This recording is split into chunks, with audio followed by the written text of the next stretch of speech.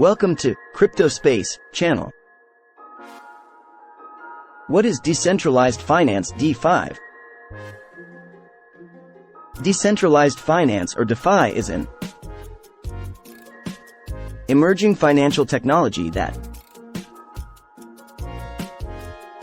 allows people to make financial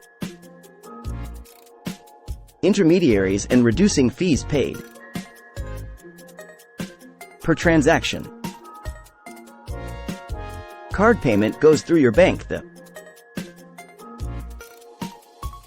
credit card company, and the grocery store's bank. All of these financial institutions charge fees to process the transaction. With DeFi, however, these intermediaries can. How does DeFi work? DeFi was built to eliminate third-party involvement in financial transactions. It achieves this by using blockchain technology, eliminating middlemen and minimizing delayed payments and excessive fees. Features of DeFi is that it is regulated by a government or institution network where everyone has a copy of the transactions and everyone verifies each transaction before it can be approved and added to a block on the blockchain. Transactions carried out in this peer-to-peer network include sending and receiving money, swapping tokens, savings, investments, lending, and yield farming. DeFi uses cryptocurrencies such as Bitcoin as a medium of transaction. DeFi is a financial ecosystem on its own. Like cryptocurrencies, it does not depend on third parties or government. Regulations for guidance or operational rules. Funds or tokens are kept in a digital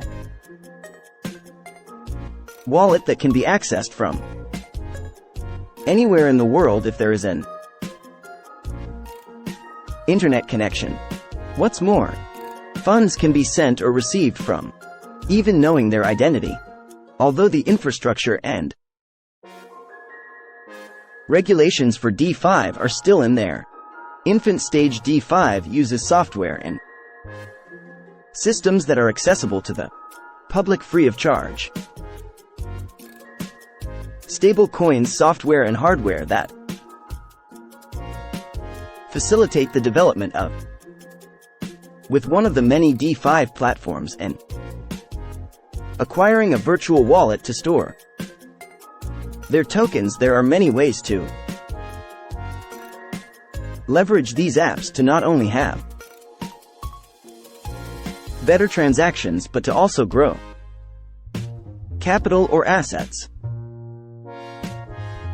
DeFi bridges the gap between supply and demand by drawing people closer in a secure environment. DeFi differs from centralized finance in many ways. Thinking of the store example from your stores acquiring bank to the credit card network, there are an array of financial profits, so they all add fees to the transaction. DeFi, on the other hand, aims to reduce increasing access to financial services. This does not mean that DeFi transactions are entirely free of fees, but the fees are less, making the transactions more accessible and attracted to DeFi. The first and most obvious is the ease that DeFi provides as opposed to banking. With traditional financial institutions, transactions with DeFi are faster, smoother, cheaper, and more affordable than transactions with a traditional bank. DeFi has a higher ability to generate income, use their money to help facilitate transactions, and in turn get rewards, is a considerable part of DeFi and an alternative way to make money than depending on low interest rates traditional banks provide. and traceability that DeFi delivers due to its use of blockchain technology and smart contracts. Ironically, the major drawback of DeFi is that it is vulnerable to security threats. DeFi platforms allow users to protect their accounts using access keys and authentication to sign in. If an account gets hacked, a user can lose all their funds and be unable to recover them. Platforms do not enjoy insurance coverage such as FTIC for their assets. Various reasons the user is out whatever they held on the platform. Some DeFi platforms do have some form of insurance, but the coverage is not as fast as the coverage traditional financial institutions provide their customers. As great as it sounds, DeFi is not easy to navigate for beginners. Even the onboarding process can be. For investors, there are also concerns, such as volatility and fluctuating yields that can lead to large losses. Platform has sufficient capital or crypto to facilitate customer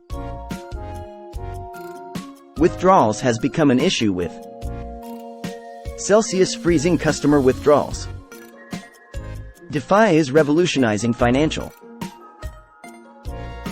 transactions. Even though DeFi is new and developing it, nonetheless, investors must understand the concept of decentralized finance and its inherent risks before deciding to. We hope you liked this video and learned something new. Please like, subscribe, and share this video. We'd love to hear from you, and if you have a topic you'd like us to cover, please let us know in the comments section below. Until next time.